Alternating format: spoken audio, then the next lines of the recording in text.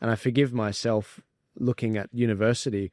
I do think they're due for a shakeup, and I think AI is bringing that. I mean, I don't envy the current AI is another topic. Yeah. I have to tell you. So AI is first of all, I don't think AI is very smart on a lot of things. If you go and ask them to critically evaluate things, I look at it and I say, boy, you're not making the best arguments here.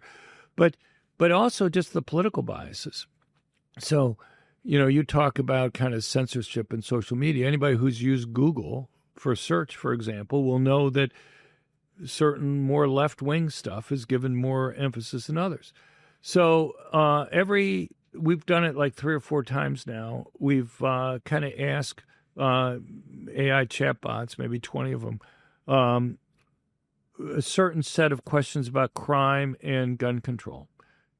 And my son Maxim Lott has a website called Tracking AI, and he has kind of the political test to see whether you're conservative or libertarian or statist or liberal or whatever.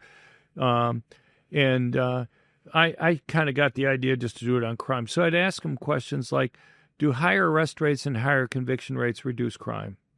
Now, I think it's pretty obvious that it's the case. None of the AI chatbots agreed with that. Wow. All of them disagreed. Half of them strongly disagreed, say that definitely, clearly higher arrest rates and higher conviction rates do not reduce crime.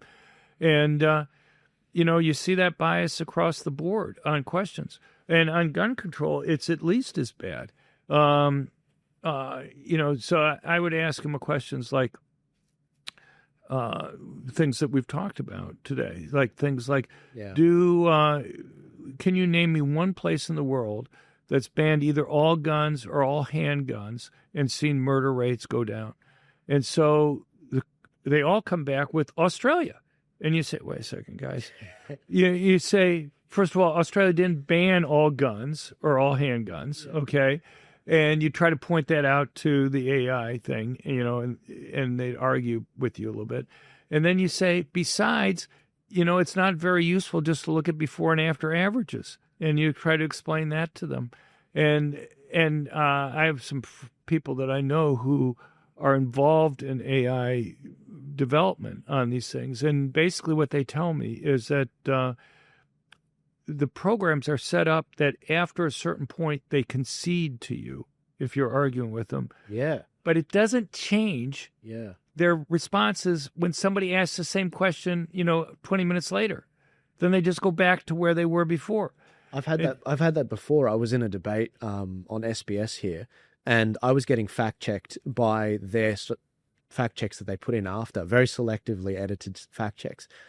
They made the mistake of fact-checking me on property statistics. Now, that's my profession before I got into all this. I did a property economics degree. It was only a bachelor, but I know my stuff. And they started saying, hang on, your statistic on the fact that Australia is one of the best producers and builders is wrong. It's not ranked number 2. Or it's not that we have a gold standard. We're actually ranked this in the OECD. And I started digging into it and debating the AI. And it conceded to me, and it realized that the definition that the OECD define it versus the one I used is different, and therefore I am right. And it does build in a lot of questions, like, hang on, lawmakers and people in the public sphere are basing new laws off this basis. Right. How can you fact check someone off that? And how can you not change and learn from that? Is it truly AI if it's not learning? And so and I guess going back to it, what does that say about education as well? I mean, are people really learning, or are they just resorting? I mean, I talked to a lot of professors. We talked about Gigi. I was just talking to her earlier, a couple of days ago, about students using AI. People are using it to be lazy. They just let the AI chatbots things. I've written 10 books. And I've written, 120 peer-reviewed papers or whatever. And the thing is, I learn as I'm going through the process and writing these things. You discover stuff, and it helps you go and phrase your arguments. You go and you learn things. You pick up data. You know, there may be a sentence in a book that took me a week to put the data together on something like that. Yeah. And I didn't know what the answer was going to be beforehand. So, you know, it just, you aren't going to be as imaginative. You're not going to learn the process of thinking through things critically. And I think it makes people lazy. I mean, if you're not writing stuff, then I think just those parts of your brain you're never going to develop and use. And it's just students are using it all the time these days. You talk to professors, and it's not just them. People in newsrooms are using it. People, and of course, they would be using Google. You know, the thing is, I assume you talk to like reporters and stuff a fair amount.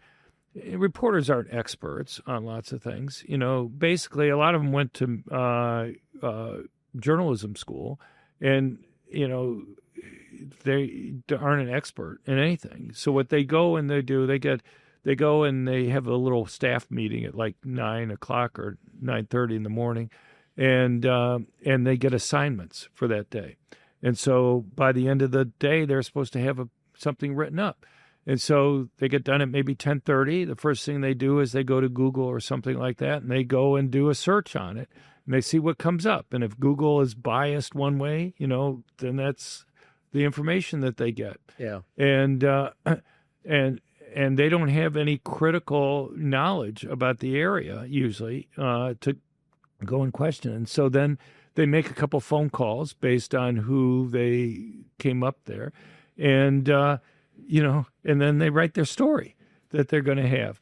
And so, you know, it's kind of garbage in, garbage out. And the people who go and put their thumb on the scale, whether it's Google News Search or the AI stuff, you know, I try to point out these things, you know, and things like saying, because, you know, something simple, do higher arrest rates and higher conviction rates reduce crime? Yeah.